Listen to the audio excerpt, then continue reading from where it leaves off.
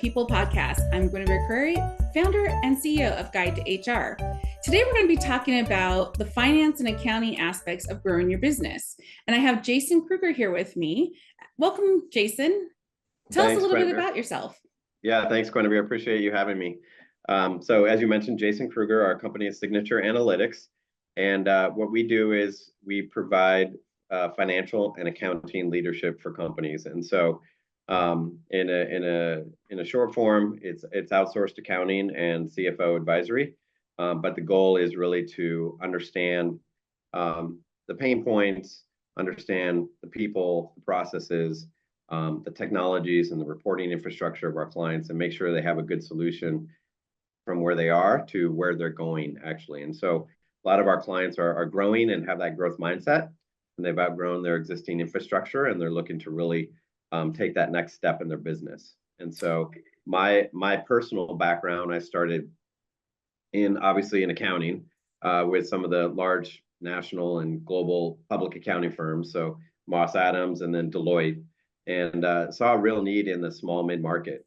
I know the audience that we're talking to is probably in that market, and a lot of the audience really deserves, and that market deserves better than what they have. And absolutely, our goal is to provide the top talent to that market on a flexible, scalable basis that makes sense from a value and a cost point, so that they can achieve the goals that they have and the dreams that they have as entrepreneurs and business owners. That's so great. And so you are also an entrepreneur and business owner as well. Right. And so you've grown your company to several, like 70 plus people. So tell us a little bit about your experience as a founder yourself, and maybe if you could go back in time and tell your younger self something to help not have pain points later on in your growth cycle. Right. So, it started in 2008 and started like a lot of probably individuals do. I had that background and that foundation in finance and accounting. I saw the need with the clients that we were working with. My background is in financial statement audit. So we worked with the internal accounting and finance functions of our clients and just saw the need in that mid-market, small mid-market, for better information, more consistency, better sophistication, and it was really creating a lot of pains with our client, with those companies. And so that was the initial need that I observed, and thought that, again, if we can bring the top talent to this sector that can't necessarily afford the top talent, but break it down and provide that on a fractional basis, there's value there. And so that was the idea. And I decided at the time to jump in with 2 feet, and a very understanding wife, of course, that was able to support us so we didn't have to live on the streets, and jumped in. And, I wish I could say that I drafted a business plan and all of that, but the reality is I had the idea and I jumped in. So, when you look back, as you mentioned, on things that, I could have or would have done better, I think really, focusing on a business owner traditionally knows they start a business because they know they have an expertise in their product or service. Like myself is accounting and finance, and yourself is HR. And a lot of business owners, they don't have experience running a business or being exposed to the other aspects of a business, right? So you may know your product or service, but then, what about sales and marketing? What about HR? What about accounting and finance? The operations side of things is typically, that typically plays into the skill set of the founder or the entrepreneur, because that's why they started the business. But there's a lot of gaps in these other areas. And so the biggest advice I could say is, as early as possible, is try to learn and know all aspects of a business or your business, which involves not only just product or service that you're creating or selling or pushing out to the market, but educate yourself on marketing, on sales, on the value of HR and accounting and finance, and do that early, so that you can, when you do bring on team members, when you do hire team members in those areas, you have the ability to manage them effectively, and not just say, okay, I'm going to hire a salesperson and I'm going to hire them and they're going to go sell the product, and and then I'm going to go still focus over here. It doesn't matter who you hire if you're not providing that individual with the support and guidance. I've seen that fail a lot of times, and that's a big risk. And so really understanding all aspects of the business is critical. Yeah. And also too, when you give them that support and foundation, you're bringing them along the journey of what your vision is and what you want the business to be and how you want people to be representing the business. And a lot of times, as founders, I know I also get stuck in my head. And so it's like, that's a great reminder, like bring your people along the journey with you because they're not in your head. And even if you've had a conversation with someone, you may not have had that same conversation with the rest of the group, so they don't know what's going on. Right. Yeah, absolutely. Yeah. I think transparency, a lot of the cultural side of business is critical. I know you're a big part of that with your clients and what you do in your background. But that is so I never realized the value of HR until we brought in a director of HR that,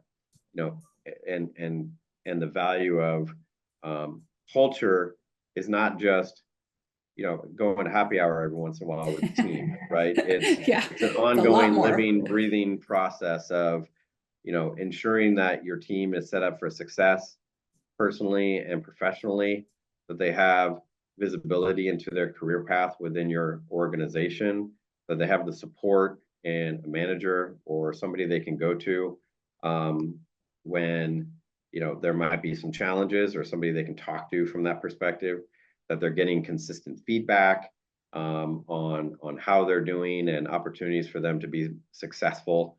I mean, all of that was over time we integrated within our company, and it's been tremendously helpful in making sure that we can bring in the right people and then also retain the right people. And so, and client attrition for what we do, that is very challenging, and that damages, potentially could damage a client relationship. And so making sure our team feels valued is critical. Yeah, absolutely.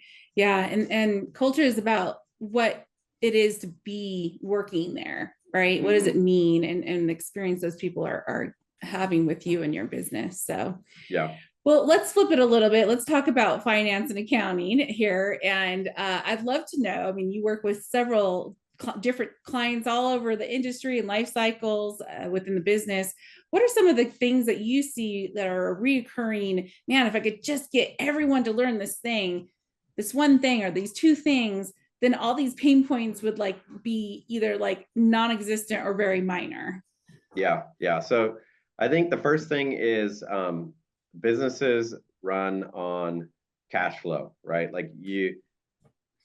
If you do nothing else, let's make sure we understand the cash cycle of your business, right? So in other words, if you're a manufacturing company, there's a longer cash cycle. And what I mean by that is you have to first pay cash out the door to buy the product. Then you have to spend the time to manufacture the product. Then you ultimately sell the product. And then there might be terms on when you actually receive the cash from the product that you sold. So from the time that, even if you have a good margin on your product, let's say your cost was $5 and you could sell it for $10, you will have had to maybe pay that $5 several months in advance before you get the $10. And so understanding the cash flow of your business is critical if you know nothing else, and being able to forecast that out at a minimum 3 months in advance. We call it a 13-week cash flow, is critical. And so that's looking at it from a daily or weekly basis and saying, okay, here's my understanding of the cash in my business. And so that's the first thing we do with all of our clients, is understand a lot of companies are running thin on their cash, and it's always tight and it's challenging. And so let's make sure we have an understanding of what's happening as we look forward, to give us a little bit more confidence on how we can, the timing of when we make payments or how we invest in our business. So that's one. And then the second is, let's make sure at a minimum we have a good process to close the books and to get at a minimum monthly, financial snapshot or financial statements, financial information. And that allows us to understand the performance of the business historically, so that we can then understand and then make decisions to improve the business as we move forward. And a big part of that, I talked about the margin earlier, is what's the gross margin or percentage of gross margin that of your business. And so, in other words, taking in manufacturing, if you buy it for $5 and you sell it for 10, you have a 50% margin. But 1% margin point in a business can be very big. So want to really dial in, and if we can really understand the margin, we can really talk about how we become more profitable from that perspective as well. So digging into that is important. And then also, as you grow, you're going to want to make sure you have that credibility and that good financial information to be able to establish the banking relationships or relationships with potential investors. That's going to be critical to your business. So the starting point is understand your cash and get good, solid financial information you can trust on a consistent basis that you actually use to drive and improve your business. Yeah, I mean, those are such key facts in business decision making. Like not having that information, how are you then going to know if you can afford to go out and buy another manufacturing machine, or to go out and hire 10 more people, 10 more engineers to finish, engineering your product? So yeah, I love that. That's such great advice. Yeah. And a lot of our clients, they've gotten so far with a bookkeeper or somebody they have, and now they've kind of grown and they've outgrown the sophistication of the bookkeeper. So now maybe things are getting dragged on. They're not getting their financials consistently, or they're getting just kind of basic information, and they're not getting the clarity that they need, and things are becoming more complex, and they're trying to make decisions like buying a piece of equipment or machinery, and they don't have the visibility, and the bookkeeper doesn't have the sophistication or knowledge to be able to support.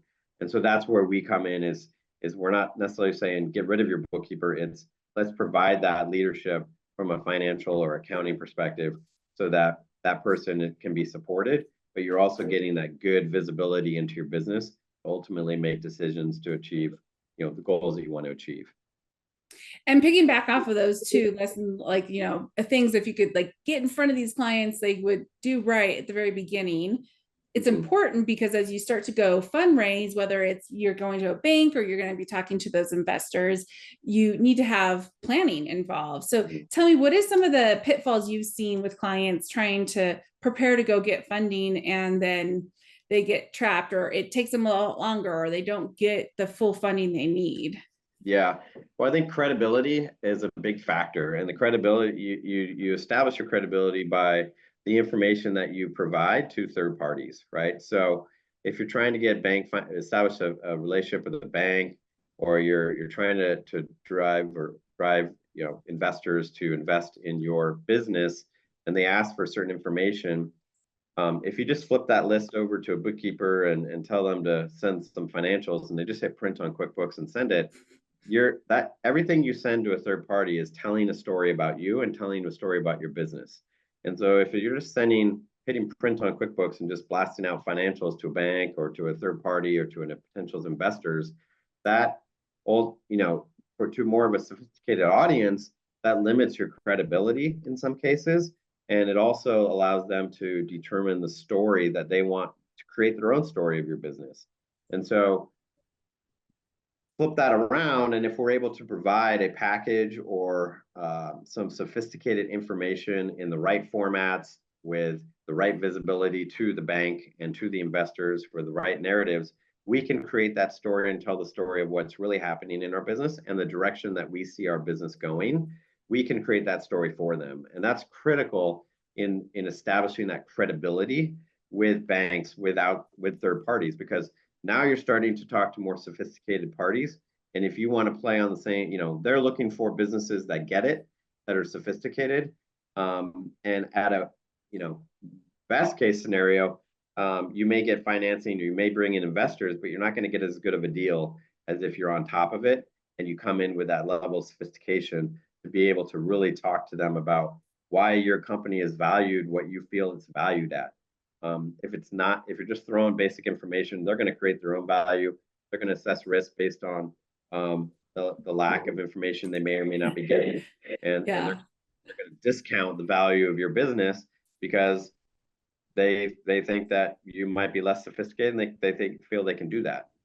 When I feel like with the partnership that you bring, or if, when whoever is working on it with these founders, like it also is a great opportunity for the founders to think about the business in a different capacity, to be prepared to answer questions that the investors are going to have for them. So it's almost like, the more prepared you are for these conversations, the better they're going to go. And to be able to look at your business, flip it over, dissect it, throw it at the wall, like whatever, right? Whatever analogy you want to look at, having the full understanding, looking at what the market is and how that's impacting you. Where do you want to grow your business, and why do you want to do that? And why do you think you're going to be successful? Like that is all part of the storytelling, and the financials and the data that goes with it just ties in that you know what you're talking about, and continues to create that credibility. Yeah, absolutely. And we're a big part of those discussions with our clients too. It's, we want to be in the forefront of discussions with the bank, because we've been through it a lot. We know the questions they're asking, and we know what they're thinking before they even ask the question. So it's okay.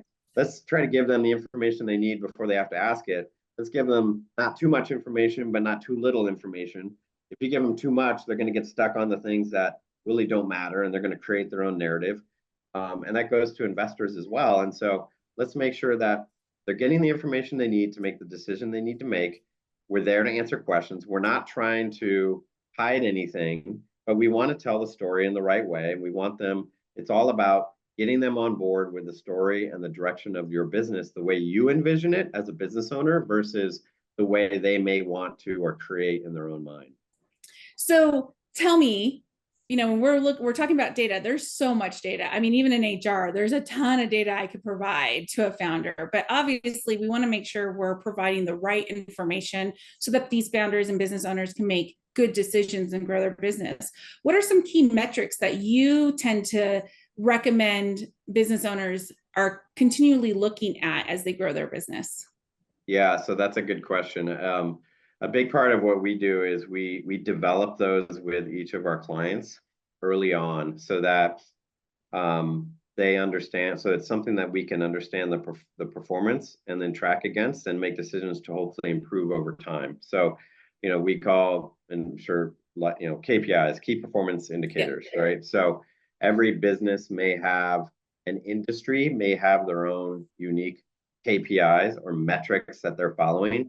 But part of what we want to put together from a financial perspective is, on a monthly basis, we put together a financial reporting deck, and that includes the key metrics or KPIs that we're tracking, or that we're measuring our success against. And a lot of times it's not just financial metrics.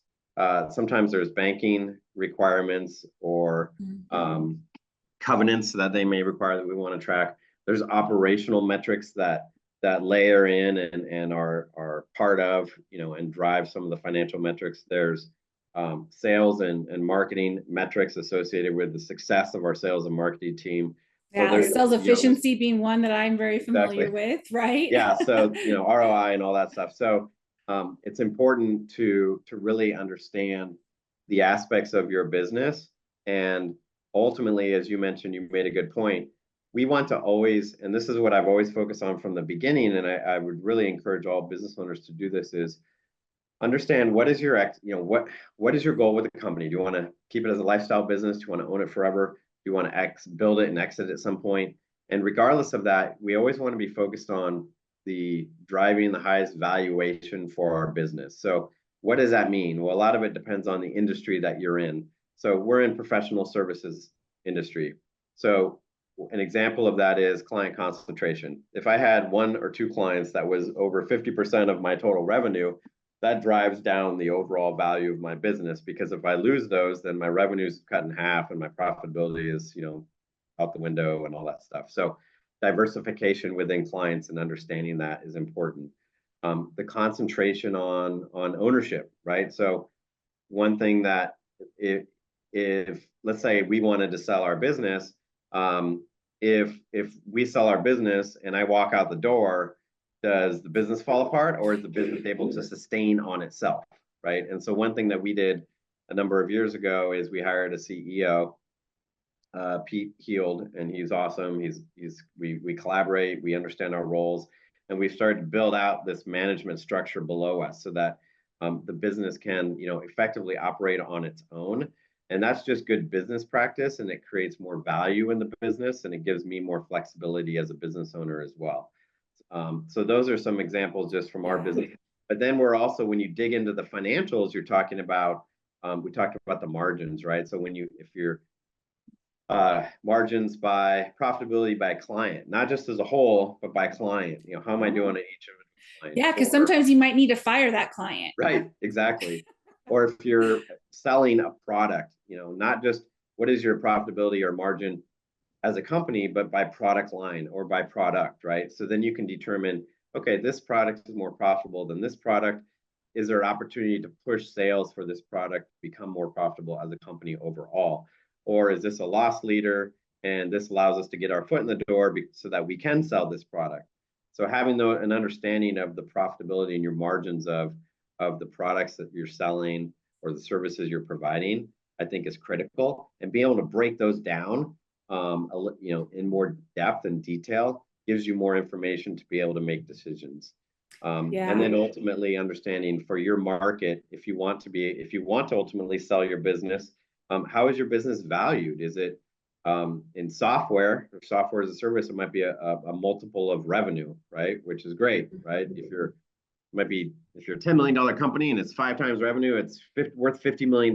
But if it's some companies are valued on a multiple of EBITDA, which is like net income, and carve out some things like depreciation and interest.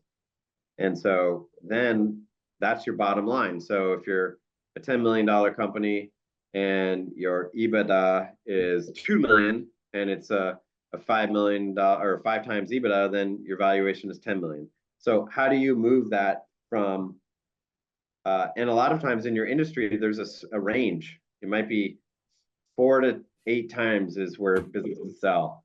I want to be more on towards the 8 times than the 4 times. So how do I get there, right? And those are all conversations that we're having with our clients to help them grow, help them become more profitable, so that they can either reinvest back in their business or pay themselves more or whatnot. And then ultimately, how do I get to achieve the goals that I have? So the putting together the key metrics and KPIs, from understanding margins to expectations on cash flow to how quickly I'm collecting AR. So what's my AR and inventory turnover? All of those things come into play as far as the success and the health of the business. Absolutely. And the right business decision-making process. If you don't have the right data in front of you, then how can you drive your business to success? Right. And I see so much time, like from the people perspective on that gross margin, there's a lot of conversation around efficiency. Like maybe that is the right product and it is doing well, or the right service, but how can we continue to carry forward, but make it more efficient so we get $1 more per hour or per product or whatever it might be. And so having that also be able to dive into the business with expertise that can say, hey, like if you flip this, or if you, shrink these 20 steps into 5, or you get a tool that is going to help, like, especially with AI now, right? Like there's so many things that you can make efficient by having AI come in and support the build out of whatever, like, help with coding or help with the write-up, right? For marketing or even HR policies or whatever it might be. It does calculations too for finance as well. So there's so many great things out there that can help, the business grow. And it's not about eliminating jobs. It's about helping people step out of that tactical admin stuff so that they can actually become better advisors to you as a business owner. Absolutely. Yeah, for sure. Well, these are so great. I feel like we could talk for hours here, but to wrap up, any last final thoughts on either from your own lessons learned or running your own business to actually like what you do and support your clients from a finance perspective that you want to shout out to the listeners? Yeah, I mean, I think, again, going back to what I mentioned before, it's knowing all aspects of your business. So have knowledge and an understanding of every aspect, hire the experts, but then provide them with the guidance and leadership so they can be successful. We can hire great experts, but if they have no guidance and leadership, they're going to go off and do their thing, and it may not be in alignment with the vision that you have as a business owner. So know all aspects of your business. You don't have to be an expert, but understand it, know it, so that you can provide guidance and direction and leadership for those aspects. And then you can ensure that everything's moving in the right direction. And then leverage, like we talked about, what are the metrics and how do you evaluate success in all aspects of your business is critical as well. Because otherwise you're just going and you don't know if what's working or not. And then over time you say, hey, you know what, we're not where I thought I wanted to be. Why not? And so, really having an understanding of that. Yeah. And I would double down on that. Like, as you're explaining all the different types of metrics to look at, and of course you're giving different industries and different lifestyles and life cycles of businesses, but there's still a lot to look at. And as you're sharing that, I was just thinking, gosh, a founder, a CEO should not be spending time creating all of that, because they should be spending time taking the results, making the business decisions, and then focusing on growing the business. And so there's so many times where I work with founders who think they can do it all, or that they should be doing it all. And in reality, one of my biggest lessons learned as a founder myself is this the right thing that I should be working on with my expertise and what I'm trying to do with this business? Or should I be handing it off to someone who can do it better than me? Yeah. Yeah. And there's only so much time in a day, right? Yeah. So, yeah. Exactly. I haven't found that time machine yet. Yeah. How do I maximize the time I have to produce the greatest output? And that's with everybody, right? Yeah. And so sometimes, again, might hire a marketing firm and they might be doing all this great stuff, but if it's not maximizing what you're trying to accomplish, that's why they need the leadership. You can't just say, hey, hire them, they're going to do it. Okay, they need leadership and conversation, collaboration to say, okay, are we in the right lane? Is this working? Okay, no, let's shift to this direction, type of thing. So that's why it's so important to know everything, but not have to, you just don't have the time of the day to physically do everything. That's why you need the experts, but they do need the guidance and direction. Yeah, great advice, Jason. Thank you so much for joining me today. And for the audience, thanks so much for taking the time to listen. We hope you have a wonderful evening, day, morning, wherever you are in the world. And we'll see you next time. Yep, thanks so much.